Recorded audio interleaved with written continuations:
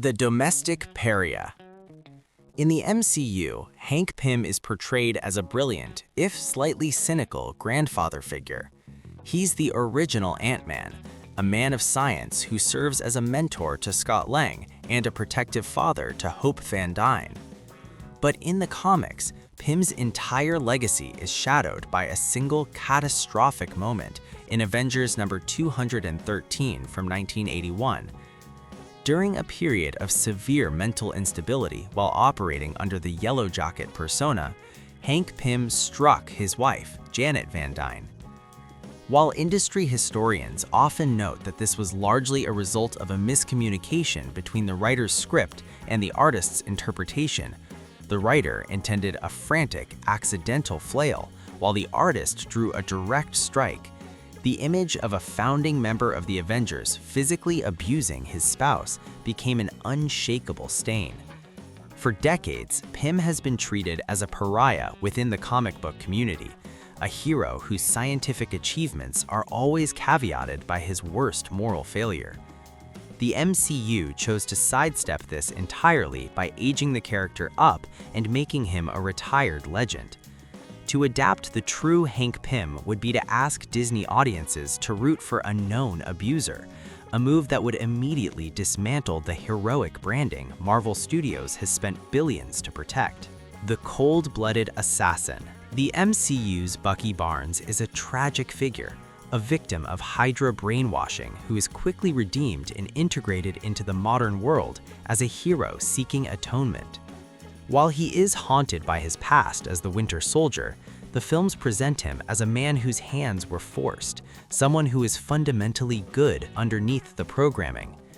The comic book version, however, spent 50 years as a far more active and cold-blooded tool of Soviet interest.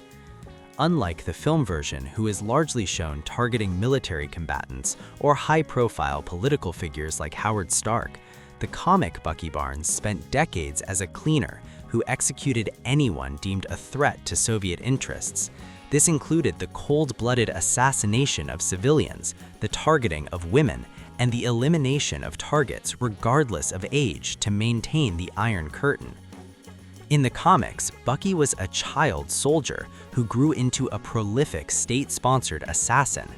The MCU made Bucky older during his time with Steve Rogers specifically to avoid the child assassin controversy, and they significantly reduced his civilian body count to ensure he remained a character the audience could actually sympathize with. Ultimatum. If you want to pinpoint the exact moment mainstream comics went too far in their quest for edginess, look no further than the 2009 event, Ultimatum. Set in the Ultimate Universe, the story was intended to be a high-stakes reset, but it devolved into a display of visceral depravity that many fans considered the lowest point in Marvel history. The most infamous moment involves the Blob. In a panel that defined the grim dark era, the Blob is discovered hunched over the remains of the Wasp, Janet Pym, literally eating her body. This wasn't a metaphor for power. It was cannibalism used purely for shock value. In retaliation, Pym, as Giant Man, bites the Blob's head off in return. This event resulted in the deaths of 34 major heroes in ways that felt like a rejection of the superhero genre itself. In a world where Disney operates Wasp-themed attractions at theme parks, the image of an Avenger being cannibalized is a permanent non-starter for the MCU. Sentry versus Ares. The Sentry is a character that embodies the absolute upper limits of the Marvel power scale, but he also represents a level of gore that the MCU tends to avoid.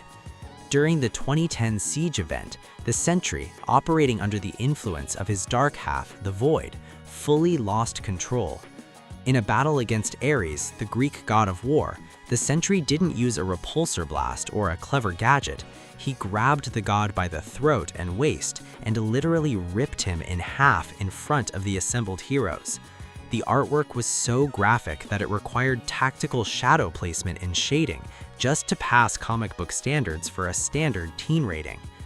While the Sentry has been introduced in the MCU, the likelihood of seeing a god's internal organs scattered across a PG-13 IMAX screen is virtually non-existent, since it moves the genre from superhero action to slasher horror. The distortion of Reed Richards. The MCU loves its tech-based villains, but it has a visible commercial discomfort with body horror, the kind of horror where the human form is rendered unrecognizable and repulsive. Reed Richards is typically the heart of the Marvel Universe, but his ultimate counterpart, the Maker, is its greatest nightmare. After a series of personal tragedies, this version of Reed Richards experimented on his own biology, stretching his brain to increase his processing power. The result is a head that is physically deformed and bulbous, hidden under a high-tech helmet.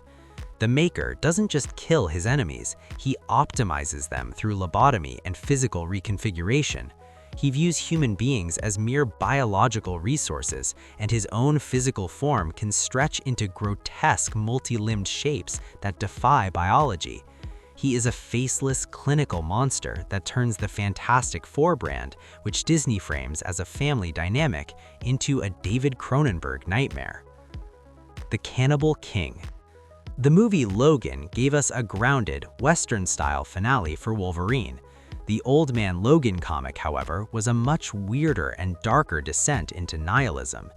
In this future, the Hulk, Bruce Banner, has become a cannibalistic hillbilly warlord who leads the Hulk Gang, a clan born of inbreeding and radiation-fueled madness. The story reaches a peak fever of gore when the Hulk literally eats Wolverine alive.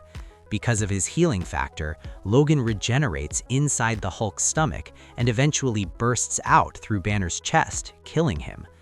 The MCU's Hulk is a source of comedy and science bro memes. A version that is an inbred cannibalistic monster who preys on the innocent would destroy the character's multi-billion-dollar commercial viability. Internalized malevolence. Beyond the Green Hulk that audiences know as a childlike mindset craving peace and acceptance, the comics explore versions of Bruce's psyche that are far too dark for a PG-13 team-up movie. The Brown Hulk, or Devil Hulk, is a dark and sinister manifestation of Bruce's psyche, rooted deeply in the trauma of his abusive childhood.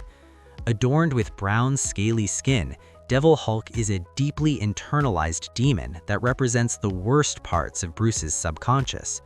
He is not a mindless brute, but a cunning, malignant force driven by cold, calculated hatred and a twisted desire for vengeance.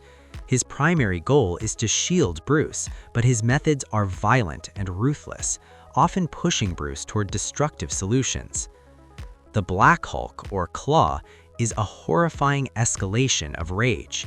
He is born from the suppressed resentment within the Hulk himself, making him an entirely separate being who turns even the Hulk into a victim of his wrath. With black rock-like skin and magma-like glowing cracks, Claw combines brute strength with deliberate malice. He doesn't just smash mindlessly, he executes his destruction with terrifying precision and intent. These versions of the character move the Hulk away from being a hero with a burden and into the realm of pure, uncontrollable psychological horror, a shift that would be difficult to reconcile with the Hulk's role as an Avenger. The Slavers. Frank Custer is a character defined by violence, but the MCU usually pits him against stylized villains like ninjas or corrupt military officers. In the Marvel Max story, The Slavers, Frank hunts a ring of sex traffickers. There is no superhero flair or flashy action here. It is a grim, nihilistic exploration of real-world human evil. The story ends with Frank forcing a man to watch his father burn to death through a window. It is a story designed to make the reader feel sick, a total rejection of the action hero archetype that the MCU relies on for audience engagement. This level of raw, unblinking nihilism is perhaps the most unadaptable part of the Punisher's history for a mainstream platform. Death Spiral. Looking toward the current state of Marvel publishing, the 2026 Death Spiral event has pushed the boundaries of body horror into a realm that is specifically designed to be unadoptable. For decades, the Venom symbiote was portrayed as a suit or a partner.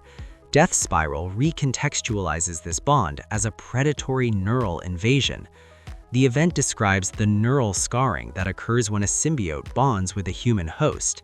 It is no longer a cool alien power-up, it is described as a biological violation of the host's nervous system, causing permanent neural damage and hollowing out the host's personality to use their brain as a bioprocessor.